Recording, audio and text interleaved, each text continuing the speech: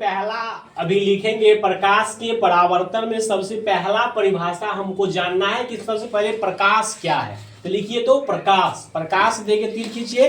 प्रकाश का अंग्रेजी होता है लाइट। क्या होता है? लाइट। लाइट, लाइट देके तीर खींचे, खींचे।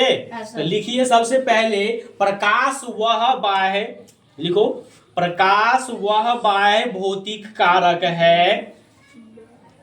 प्रकाश वह बाह्य भौतिक कारक है, लिखे, जिससे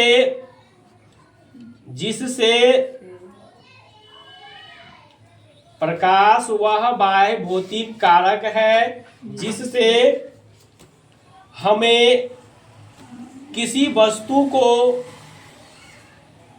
देखने की अनुभूति होती है। प्रकाश वह बाह्य भौतिक कारक है जिससे हमें किसी वस्तु को देखने की अनुभूति होती है। प्रकाश क्या है? तुम लोग भी बोलो, प्रकाश क्या है?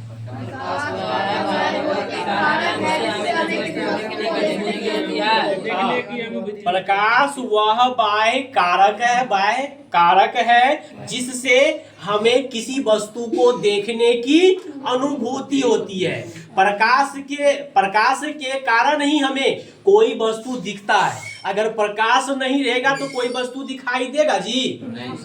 नहीं दिखेगा, क्योंकि रोशनी रहेगा तब ना हम देखेंगे कोई वस्तु को। मान के चलो अभी हम लोग एक कमरा में बैठे हैं, कमरा में बैठे हुए हैं, अचानक रात में बैठे, अचानक लाइट कट जाती है तो हम एक दूसरे को देख पाते हैं जी? नहीं देख पाते हैं। और रोशनी आती है तो फटाक से देख पाते हैं। ऐसा क्यों होता है? अंधेरा में कोई वस्तु नहीं दिखता है और रोशनी में दिख जाता है, ऐसा क्यों होता है?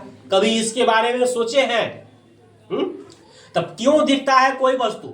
प्रकाश में हमें कोई वस्तु दिखाई देता है, ऐसा क्यों होता है? ऐसा इसलिए होता है प्रकाश के परावर्तन के कारण ऐसा होता है। कैसे होता है? प्रकाश के परावर्तन के कारण। तो सबसे पहले हम जानेंगे प्रकाश का परिभाषा जाने। प्रकाश का परिभाषा क्या जाने?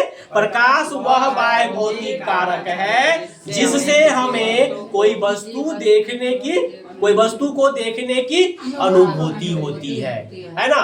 तो सबसे पहले अब जानेंगे प्रकाश में सब, उसके बाद जानिए प्रकाश का वेग जानिए।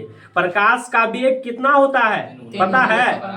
लिखो तो, लिखो निर्वात में, दूसरा यहाँ पॉइंट बना दो, यहाँ पॉइंट बना दो, इसके नीचे में ये स्टार पॉइंट बना दो, पॉइंट बना दीजिए और यहाँ लिखिए, लिखिए निर्वात में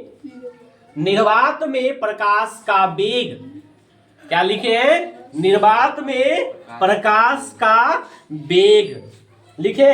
अब वेग देके बराबर देके लिखिए 3 गुना 10⁸ मीटर प्रति सेकेंड। निर्वात में प्रकाश का वेग कितना होता है?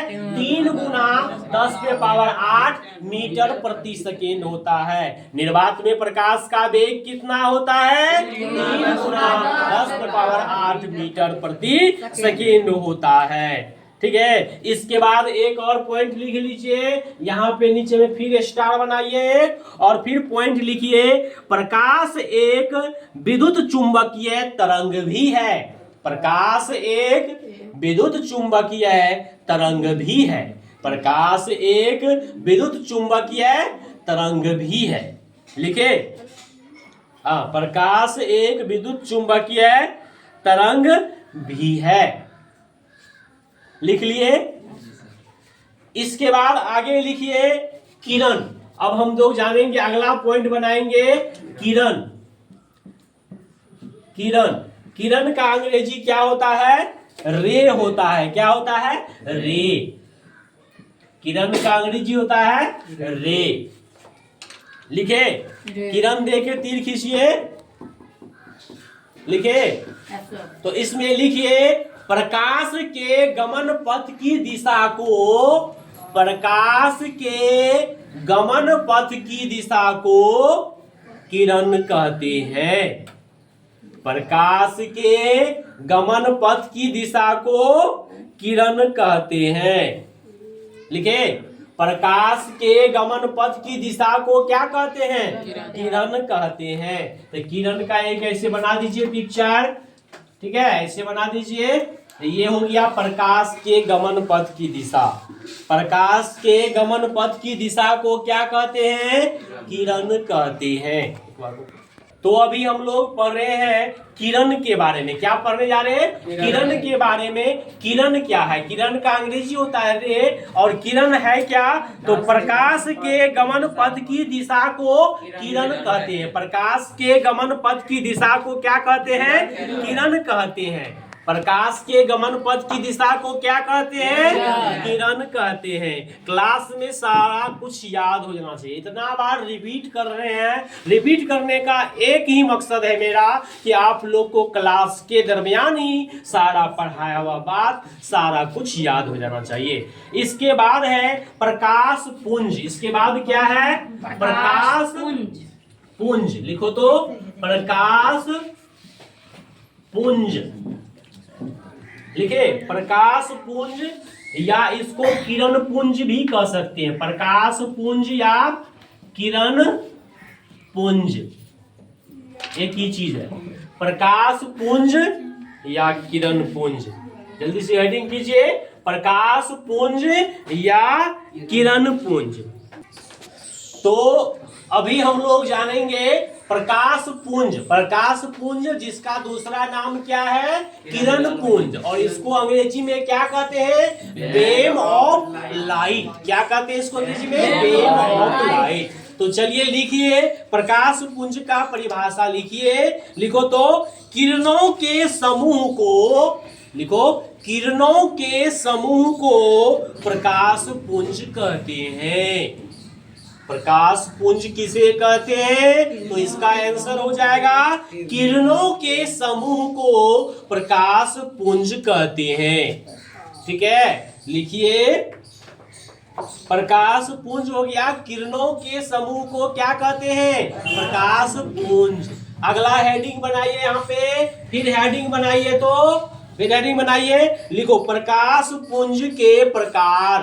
प्रकाश पुंज के प्रकार लिखिए तो, प्रकाश पुंज के प्रकार लिखिए तो, प्रकाश पुंज के प्रकार लिखिए। नीचे से फिर लिखिए, नीचे से लिखिए, प्रकाश पुंज 3 प्रकार के होते हैं। लिखिए, प्रकाश पुंज 3 प्रकार के होते हैं। प्रकाश पुंज कितने प्रकार के होते हैं? 3 प्रकार के होते हैं। लिखिए, प्रकाश पुंज 3 प्रकार के होते हैं। सबसे पहला लिखिएगा समांतर प्रकाश पुंज। पहला नंबर में क्या लिखेंगे? समांतर, समानांतर प्रकाश पुंज। प्रकाश पुंज नंबर 2 और 3 लिखेंगे। अभी पहला लिखे समांतर प्रकाश पुंज, दूसरा लिखिएगा अभिसारी प्रकाश पुंज, और तीसरा अपसारी प्रकाश पुंज। समानांतर प्रकाश पुंज, अभिसारी, अभिसारी प्रकाश पुंज। उसके बाद अगला होगा अपसारी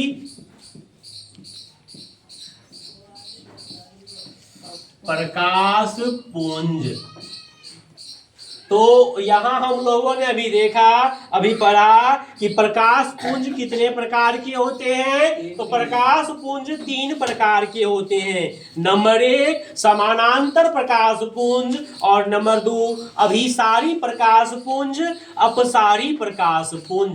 अब सबसे पहले हम समानांतर प्रकाश पुंज देके तीर खींचेंगे। समानांतर प्रकाश पुंज देके तीर खींचिए। लिखो, समानांतर प्रकाश पुंज देके तीर खींचो। खींचे तो लिखिए, जिस प्रकाश पुंज की सभी किरणें, जिस प्रकाश पुंज की सभी किरणें लिखे, जिस प्रकाश पुंज की सभी किरणें समांतर होती है, जिस प्रकाश पुंज की सभी किरणें समानांतर होती है उसे समानांतर प्रकाश पुंज कहते हैं। जिस प्रकाश पुंज की सभी किरणें क्या होती है, समानांतर होती है, उसको हम क्या कहेंगे, समांतर प्रकाश पुंज कहेंगे।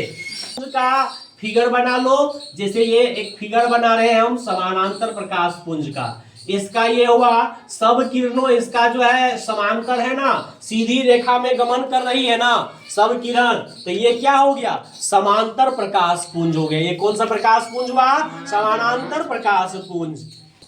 स्टार्ट है, लिखो। दूसरा क्या है, अभिसारी प्रकाश पुंज। समांतर प्रकाश पुंज के बाद क्या है, अभिसारी प्रकाश पुंज। देखे तीर खींचिए, लिखो, जिस प्रकाश पुंज की सभी किरणें, लिखो, जिस प्रकाश पुंज की सभी किरणें एक बिंदु पर मिलती है, जिस प्रकाश पुंज की सभी किरणें एक बिंदु पर मिलती है उसे अभिसारी प्रकाश पुंज कहते हैं। देखो, जिस प्रकाश पुंज की सभी किरणें एक बिंदु पर मिलती है उसे अभिसारी प्रकाश पुंज कहते हैं। लिखे, इसे संश्रिप्त प्रकाश पुंज भी कहा जाता है। उसी में लिखो, इसे संश्रिप्त प्रकाश पुंज भी कहा जाता है।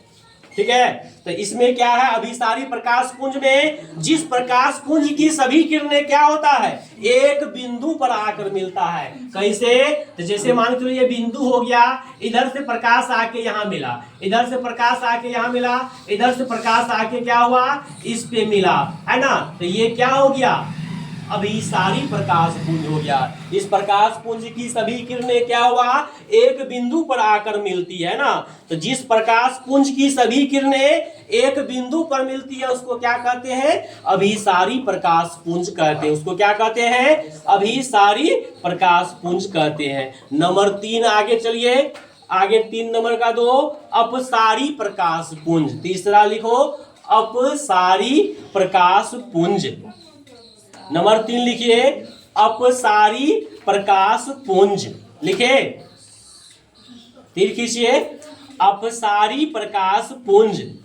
लिखो, तीर खींचिए, लिखो, जिस प्रकाश पुंज की सभी किरणें एक बिंदु से, देखो, जिस प्रकाश पुंज की सभी किरणें एक बिंदु से निर्गत होकर विभिन्न दिशाओं में फैल जाती है। लिखो, जिस प्रकाश पुंज की सभी किरणें एक बिंदु से निर्गत होकर विभिन्न दिशाओं में फैल जाती है उसे अपसारी प्रकाश पुंज कहते हैं। लिखे, अपसारी प्रकाश पुंज का लिखिए, जिस प्रकाश पुंज की सभी किरणें एक बिंदु से निर्गत होकर विभिन्न दिशाओं में फैल जाती है उसे अपसारी प्रकाश पुंज कहते हैं। ठीक है, और उसी में लिख दो, इसका दूसरा नाम लिखो, इसे अपसृत प्रकाश पुंज भी कहा जाता है। इसे अपसृत प्रकाश पुंज भी कहा जाता है। तो चलिए फिगर के माध्यम से इसको समझते हैं। जिस प्रकाश पुंज की सभी किरणें एक बिंदु से निर्गत होता है, यहाँ पे जैसे ये बिंदु हो गया, ये बिंदु से जो है ना इसका सारा किरण निकलेगा, ये निकल रहा है, तो ये क्या हो गया, अपसारी प्रकाश पुंज हो गया। इसमें परिभाषा में लिखा है, जिस प्रकाश पुंज की सभी किरणें एक बिंदु से निर्गत होकर विभिन्न दिशाओं में फैल जाती है उसको क्या कहते हैं, अपसारी प्रकाश पुंज कहते हैं। इसे अपसृत प्रकाश पुंज भी कहा जाता है। तो आज की क्लास के लिए इतना ही।